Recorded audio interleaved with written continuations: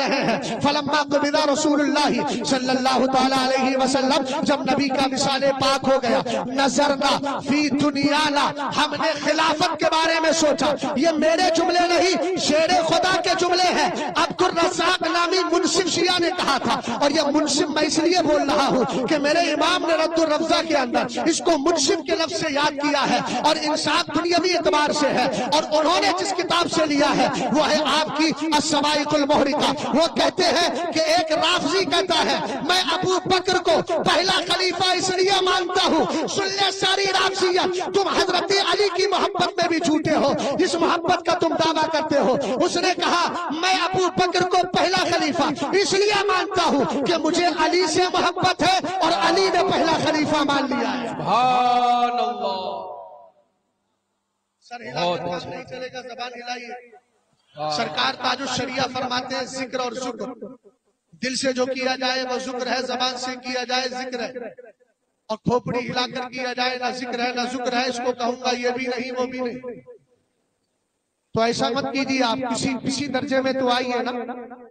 ذکر کر لیجیے, ذکر کر لیجیے, مگر ذکر کریے چونکہ قادریوں کے ہاتھ ذکر بالجہر کی بڑی قیمت. بے شک سمجھ گیا.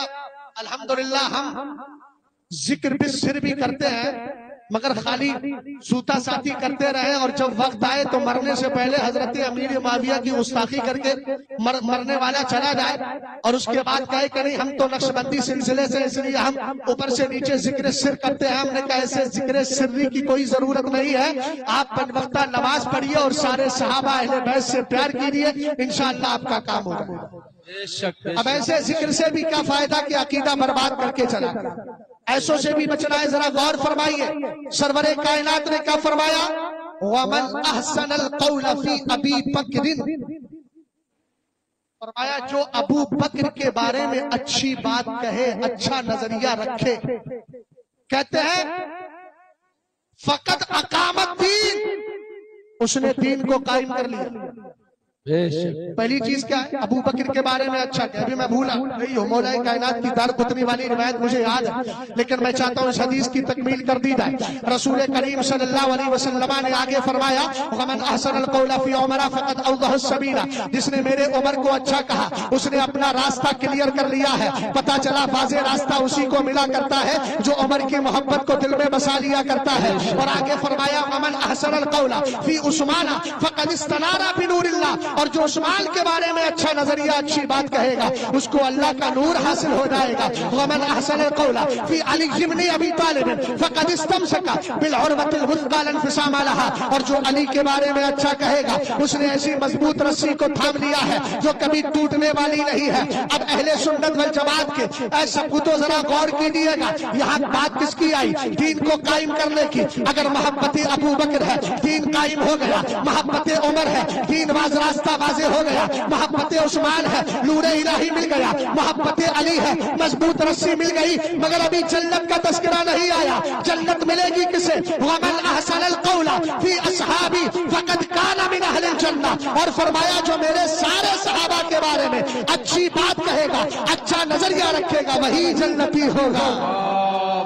سبحان اللہ, سبحان اللہ. عظمت صحابہ کرام, فیضان صحابہ کرام, عرس نوری زندہ باد. مسئلہ یہ آتا ہے کہ اگر کوئی رافضی کتا بھونک رہا ہے تو ہم کریں گے.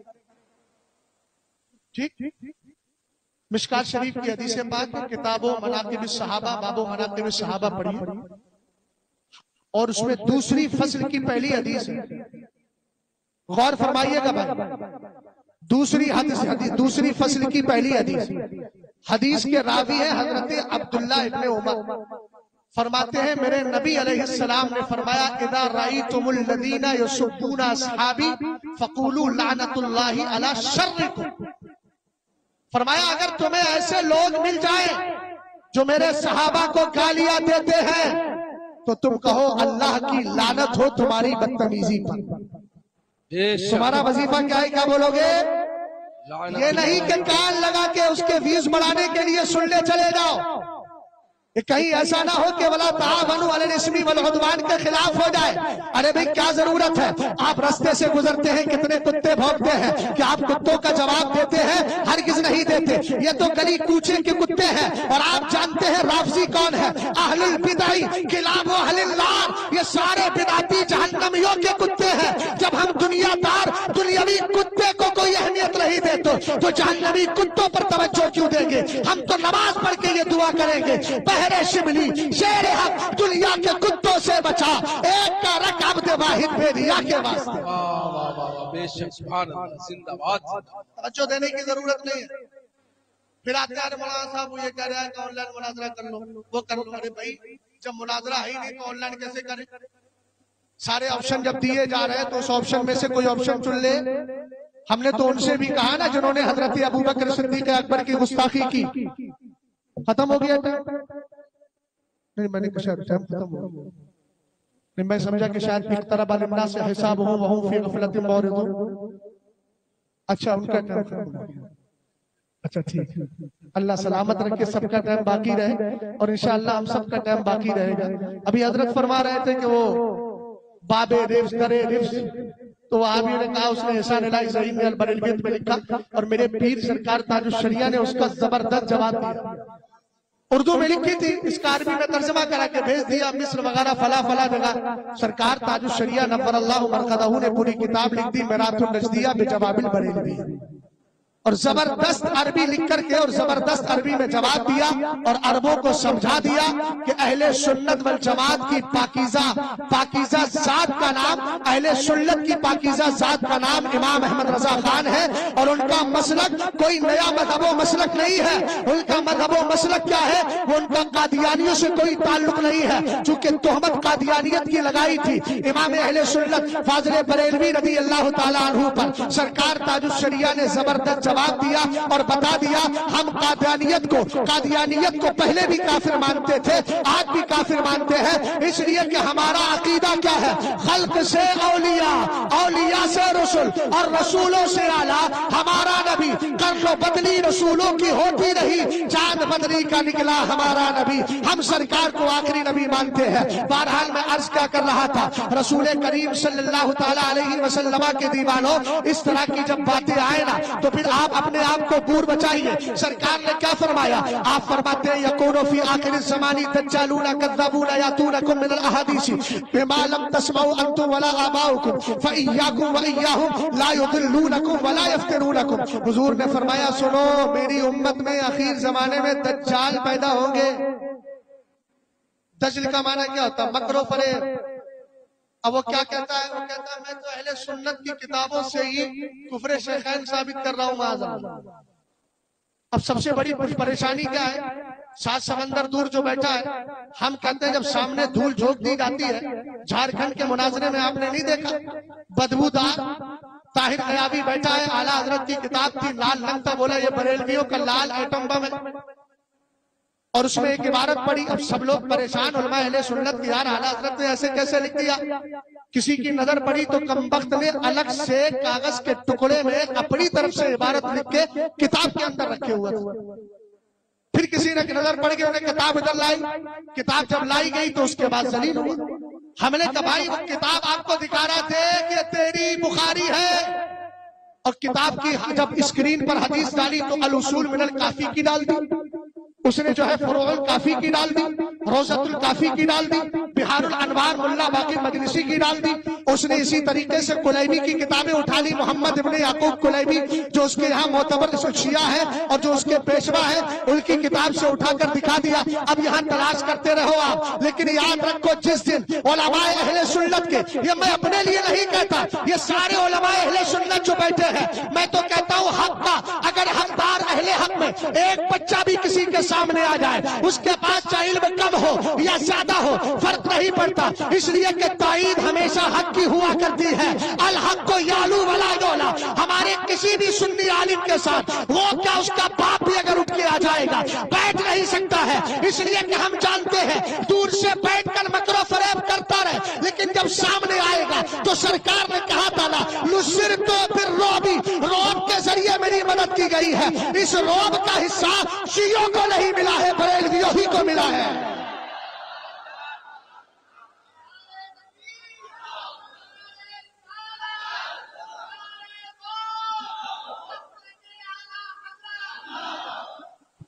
اچھا حضور نے تو بتایا تھا نا پہلے یہ لوگ کریں گے، سرکار سے کچھ چھپا ہے؟ ادھر دیکھ رہے ہیں آپ جنید بھائی، یہ پتہ نہیں جنید کو کس سے ہوں گے، تصغیری ہوں گے، بہرحال اب پورا لشکر ہے، چھوٹا لشکر، تو آپ مجھے دیکھیے دھیان سے غور فرمائیے گا۔ حضور علیہ السلام نے ایک حدیث میں جب یہ فرمایا تھا نا کہ ایک ایسی جماعت پیدا ہوگی، میں نے ایک جملہ بولا تھا ان کے چینلوں پہ جا کے سننے کی ضرورت نہیں ہے، سرکار نے کیا فرمایا؟ دجال پیدا ہوں گے، ایسی باتیں لے کر آئیں گے جو نہ تمہارے باپ نے سنی ہوگی، نہ دادا نے سنی ہوگی، نہ تم نے سنی ہوگی۔ حضور کیا کرنا فرمایا؟ فَإِيَّاكُمْ وَإِيَّاهُمْ، ان سے بچ کے رہنا۔ اب کوئی کہے گا یار وہ تو 7 سمندر پار بیٹھا، ہمیں کیا اس سے بچ کے تو ہیں؟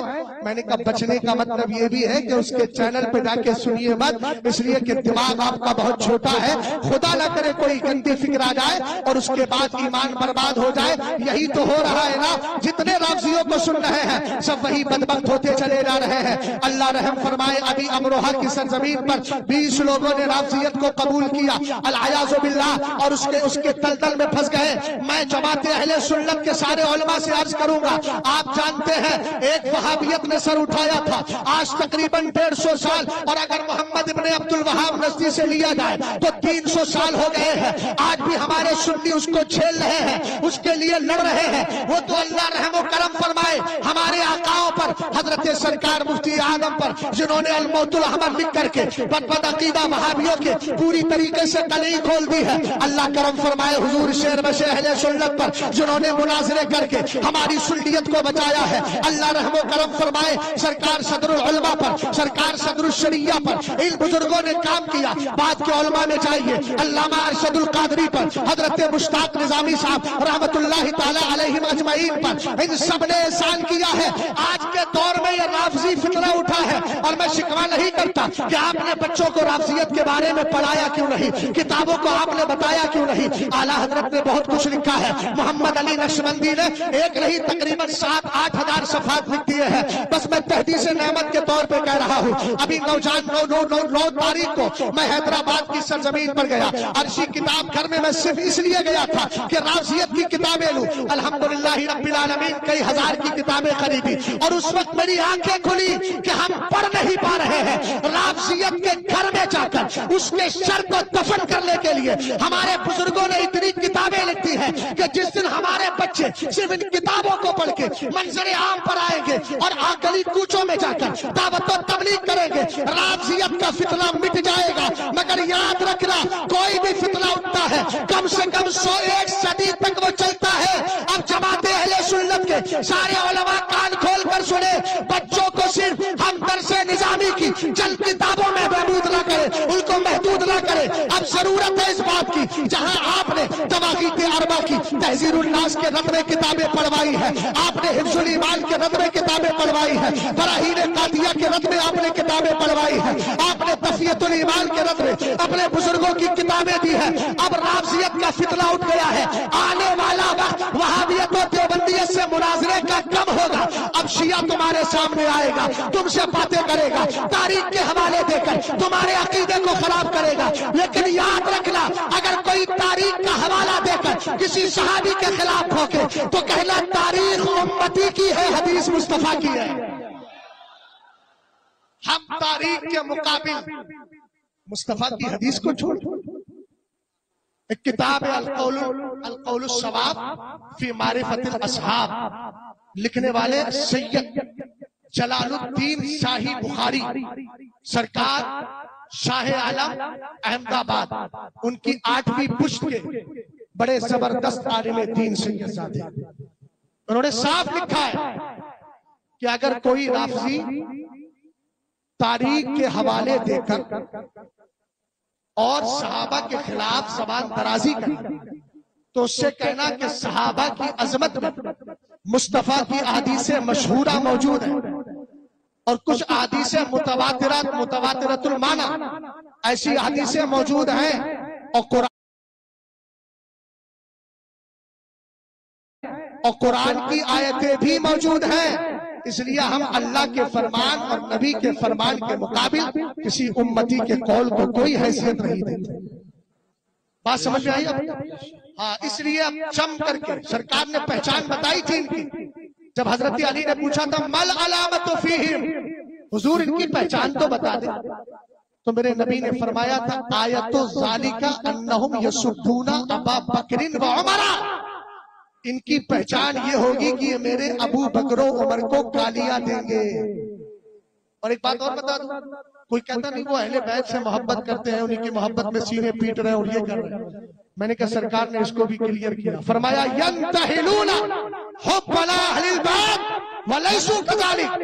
فرمایا یہ سب، اس جملے کو ذرا دھیان سے سننا، گفتگو ختم کر رہا ہوں، دھیان سے جملے. فرمایا یہ سب، اس جملے کو ذرا دھیان سے سننا، گفتگو ختم کر رہا ہوں، دھیان سے جملے. میرے اہل بیت اور صحابہ دونوں سے ٹوٹ کر محبت کیا کرتا ہے، اس لیے صحابہ کے خلاف ایک بھی جملہ مت سننا، صحابی کوئی بھی ہو. ارے بھیا صحابی تو وہ ہے، ایک جملہ عرض کر کے بات کو اختتام کی طرف لے کر کے جا رہا ہوں. لوگ کہتے ہیں حضرت امیر معاویہ کے خلاف. ابھی یہاں بیٹھے ہیں مولانا گلزار صاحب جو اس وقت ماشاءاللہ جامع لبالب سے سیراب ہو رہے ہیں. ان کے سامنے ایک شاگرد آیا اور کہا بیٹا کل سے کتاب لے کر کے آنا، کہا ساتھ میں کاپی بھی لانا، قلم بھی لے کر کے آنا. کہا حضرت کیا کریں گے؟ کہا املا کراؤں گا. انہوں نے کہا ٹھیک ہے املا کرا دیا. مولانا شاہد صاحب نے بھی اپنے شاگرد سے کہا کہ آؤ بیٹا میں تمہیں املا کراؤں گا. جیسے ہی املا کرایا انہوں نے کہا ہندوستان کے حالات. حضرت علامہ مولانا عمار صاحب قبلہ، میں بڑی توجہ آپ کی چاہتا ہوں. کیا کہا؟ بیٹا لکھو ہندوستان کے حالات. ڈاکٹر صاحب ہندوستان کے حالات کا لکھ لیا انہوں نے. لکھنے کے بعد اب بچے کا چہرہ، بچے کی نظریں کس کے چہرے پر ہوتی ہے؟ جلدی بولو یار، کس کے چہرے پر؟ استاد کے چہرے پر. دوسرا جملہ بولا، لکھ دیا پھر استاد کے چہرے پر. ہم نے کہا اگر سرکار کا کوئی صحابی پوری زندگی میں ایک بار اگر نبی کو دیکھ لے، اس کا کمال کیا ہے؟ لا تمس النار مسلما رآنی او رآ من رآنی. سرکار فرماتے ہیں جہنم کی آگ میں اتنی ہمت نہیں، جلانا تو دور کی بات، ٹچ نہیں کر سکے اس بندے کو، اس مسلمان کو جس نے ایمان کی حالت میں میرا چہرہ دیکھ لیا ہے. جب ایک بار دیکھنے والے کا یہ کمال ہے تو امیر معاویہ تو وہ ہے جو قرآن کی آیتیں لکھتے تھے اور ایک محفل میں بار بار مصطفیٰ کا چہرہ دیکھا تھا. زندہ باد زندہ باد، بہت اچھا حضرت، سبحان اللہ. آخری بات سبحان اللہ، اللہ بے شک. اگر کوئی حضرت امیر معاویہ کے خلاف بھوکے تو اس سے ایک ہی جملہ کہنا ہم اہل بیت کے فضائل تجھ سے سننا چاہتے ہیں، دلائل کی روشنی. مولانا گلزار صاحب قبلہ یہ بہت قیمتی جملہ ہے. کبھی کبھی بے قیمت لوگ بھی قیمتی باتیں بولتے ہیں نا. غور فرمائیے گا، حضرت امیر معاویہ رضی اللہ تعالیٰ عنہ کی گستاخی کرے تو اس سے اتنا بولنا، کہنا کہ ہم اہل بیت کی تعریف سننا چاہتے ہیں دلائل کی روشنی. ٹھیک ہے بیٹھیے، ہم تو اہل بیت سے محبت کرنے والے. علامہ صاحب قبلہ کی توجہ چاہتا ہوں. اور کیا کہا وہ قرآن کی آیت ہے انما یرید اللہ لیذھب عنکم الرجس اہل البیت قل لا اسألکم علیہ اجرا الا المودۃ فی القربى. جیسے ہی علامہ انیس صاحب قبلہ یہ جملہ یہ آیت کریمہ پڑھے، فوراً اس بدبخت کے منہ پہ ہاتھ رکھو، کہو بدبخت اگر فضائل اہل بیت بیان کرنا ہے قرآن سے تو ایسے قرآن کی آیتیں لے کر آ جس کا لکھنے والا امیر معاویہ نہ ہو. اس کو تو امیر معاویہ نے لکھا ہے. ارے جس صحابی سے تو چڑھتا ہے اسی کے لکھے ہوئے مقدس قرآن سے دلیلیں لے کر کے آتا ہے. اگر تو اس سے دلیل لانا چاہتا ہے تو امیر معاویہ کی بارگاہ میں جا کر گستاخیوں سے توبہ کر اور پھر اس کو ملقبت کی شکل میں کہہ میں مجرم ہوا تھا، مجھے ساتھ لے لو کہ رستے میں ہے جا بجا کھانے والے. السلام علیکم.